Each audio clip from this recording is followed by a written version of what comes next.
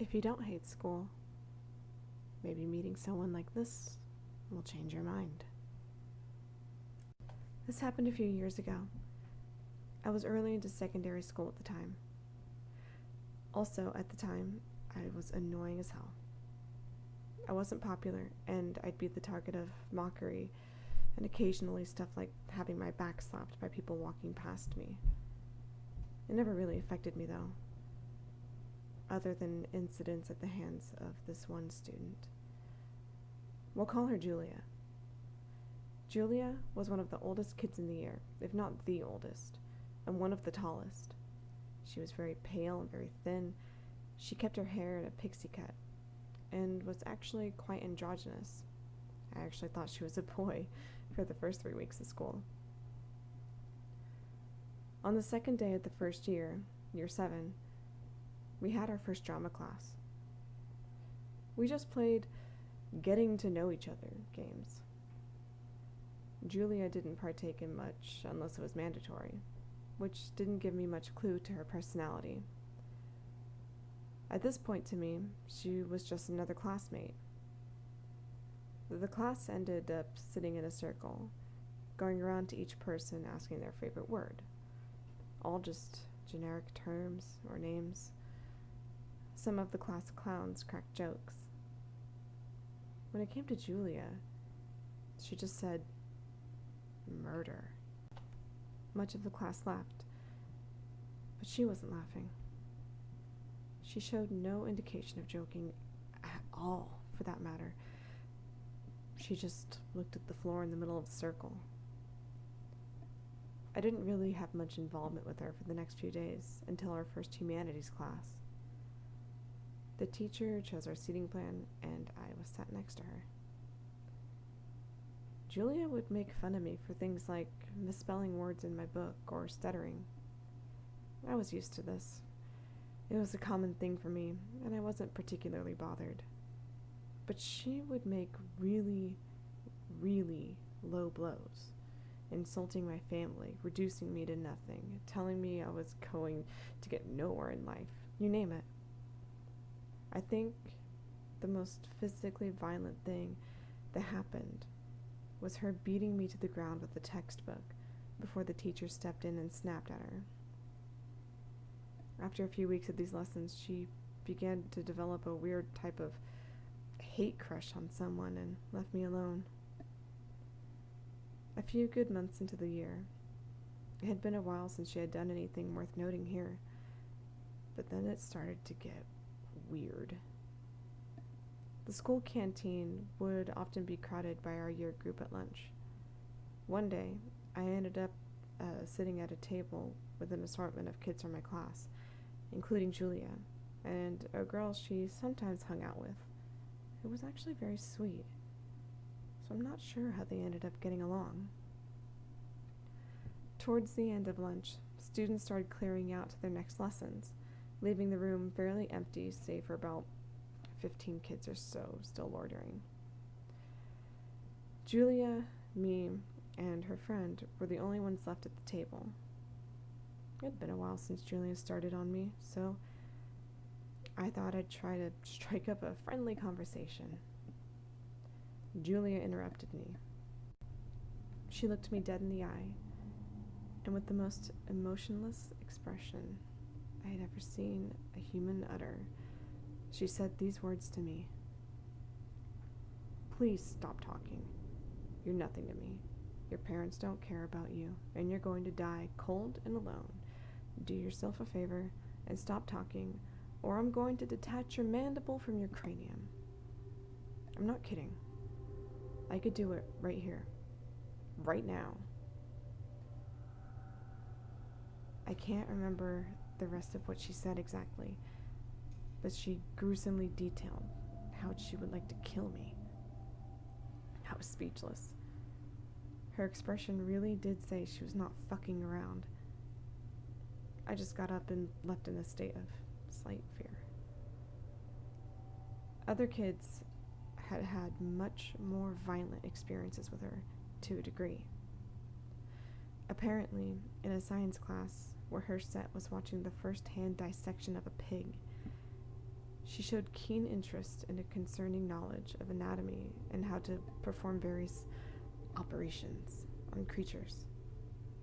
This was the only time I've ever heard of her showing excitement over anything, something. Another, less gory, more sickening event took place in our wood shop class.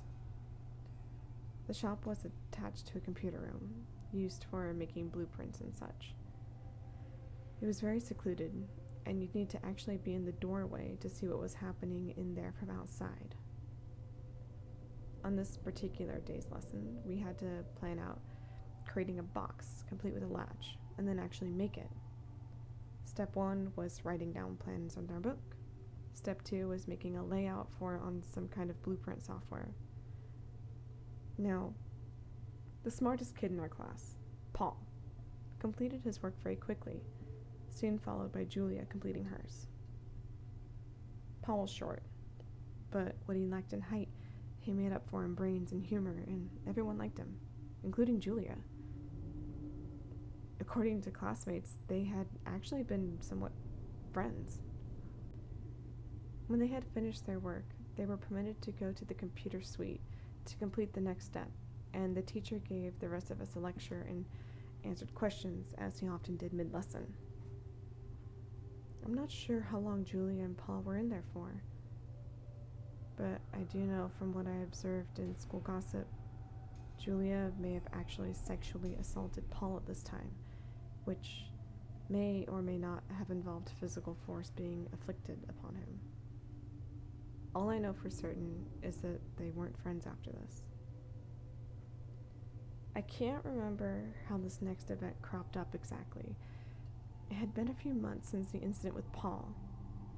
I had somehow figured out Julia's Tumblr URL, which contained a lot of normal stuff, posts about shows and what's now called aesthetic or something. I've not used the site in a while. I ended up browsing blogs she commonly reblogged from and ended up finding one of her friends who reblogged from another different blog with a similar typing style to Julia. So I went to check it out. What I found horrified me. The layout of the page was generally dark other than the images. The first few on the top of the first page were fairly normal, save for a little weird. She'd reblogged a few images of knives, and one of what appeared to just be a bed. After that, it got more and more disturbing. I don't want to repeat some of the things that she had posted. If I had to sum it up, very graphic, very heavy, real gore. A few personal posts confirmed it was her. She mostly spoke about how much she hates people and how she wants to hurt others. I don't think much happened after that. I continued trying to avoid her. And then one day she just kind of disappeared. I don't know if she dropped out of school or what, but she stopped showing up. No one really knows what's going on. According to one of the few people she was semi-close to, last I heard, she was in really heavy counseling. People were suspecting she had been or was being abused at home, but no one could really be sure.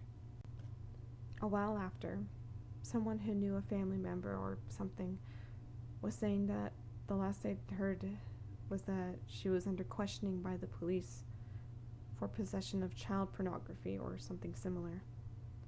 It fucking punched me in the gut to hear. I'm pretty squeamish. It made me really sick and sad. It's been over a year since I've seen her in person, but her creepy-ass behavior never fails to scare me. I hope she's not hurting anyone, wherever she is now, and gets whatever help she needs. It kind of scares me to think I would be sat next to someone who's capable of something so sickening. Julia, let's not meet. Well, I am certainly glad I am no longer in middle school. I'm sorry that this video is a little short. I'm actually losing my voice, if you couldn't tell. I did, however, sound rather mannish through the video. Anyway, October is nearly upon us, and with that, Halloween. In true creepy storytelling fashion, I have some extra special videos waiting for you guys. This is, however, my first Halloween season here on YouTube, so don't get too excited.